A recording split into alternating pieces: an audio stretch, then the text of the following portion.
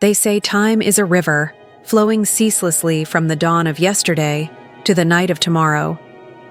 But there are whispers, carried on the last breath of the evening wind, of a place where the river of time slows, spreads out, and becomes a vast, placid lake. A place where the sun, caught in its final glorious descent, refuses to surrender to the horizon. This is the story of that place, a land held in the amber glow of a twilight that never ends. A world where the duality of light and shadow does not fight, but dances in a perfect, eternal embrace. It begins with a color that has no name, a fusion of gold, crimson, and the deepest violet, bleeding across the sky in strokes of impossible beauty. In our world, this moment is fleeting, a heartbreakingly brief spectacle. But here, it is the permanent state of being. The clouds are forever gilded with fire. The mountains are perpetually etched in sharp, dark silhouettes against a luminous backdrop. The long shadows stretch across the valleys, not as harbingers of the night, but as constant companions to the gentle, unending light. There is a profound stillness here, a quiet that is not empty, but filled with a deep, resonant hum, the sound of a moment stretched into infinity. The air itself feels different, thick with unspoken possibilities, as if the world is holding its breath, waiting for a conclusion that will never arrive. Ancient cultures understood the power of this liminal hour.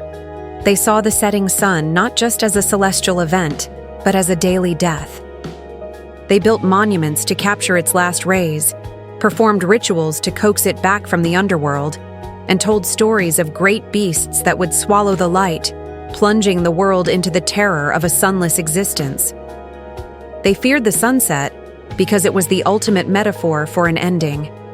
For them, a world trapped in this moment would not be a place of beauty, but one of unbearable tension, a world on the brink of an abyss, forever denied the release of night and the promise of a new dawn. They believed that in the twilight, the veil between worlds grew thin, that spirits of the day and creatures of the night could walk together, and that the souls of mortals were most vulnerable, caught between the certainty of what was and the mystery of what was to come. This eternal twilight challenges those fears. It asks us to reconsider our relationship with endings. We are taught to see life as a series of cycles. The sun rises, the sun sets. A story begins, a story ends. We are born, and we pass on. We find comfort in this rhythm, in the promise that every night is followed by a new day. But what if an ending was not a finality? What if it was a destination in itself? This land is that destination. It is a physical manifestation of the pause, the deep breath taken before a final word is spoken. It is the feeling of being on the verge of a great discovery, the suspended moment before a crucial choice is made.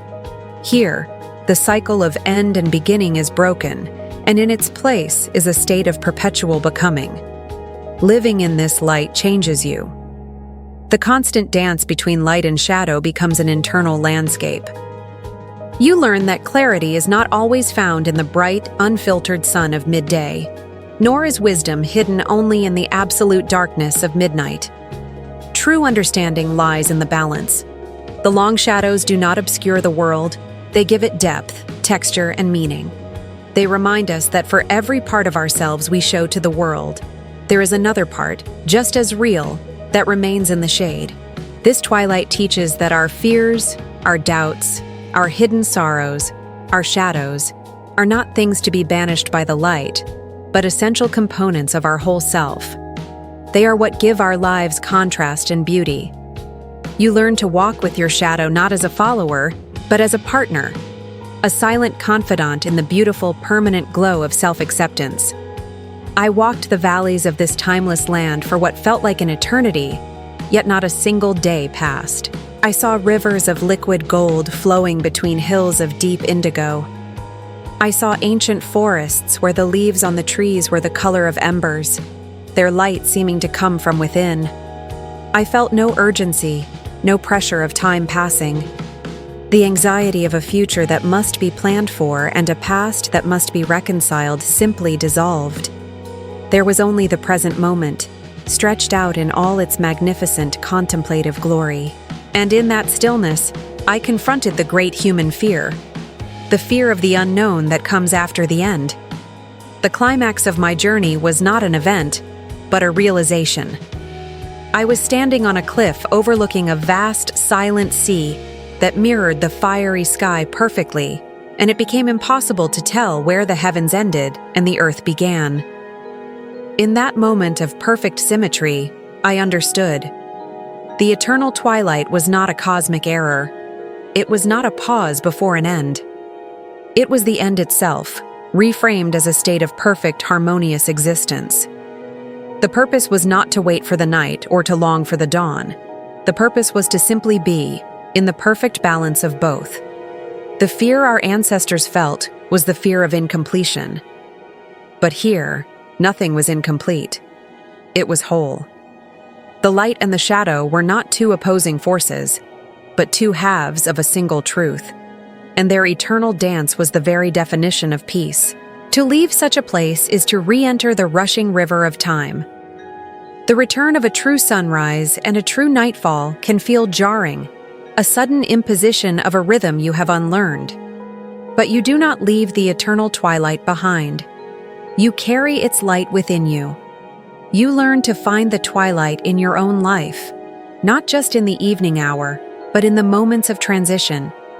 The pause between jobs, the quiet space after a relationship ends, the period of uncertainty when you stand at a crossroads, not knowing which path to take.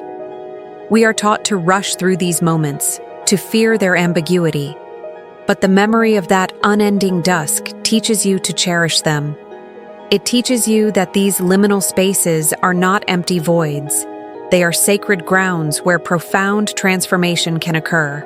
They are opportunities to exist in the beautiful, potent balance between who you were and who you are about to become. The sun will set, and it will rise again. But the wisdom lies in knowing that the most magical part of the journey is the breathtaking, transformative, and perfectly eternal glow in between.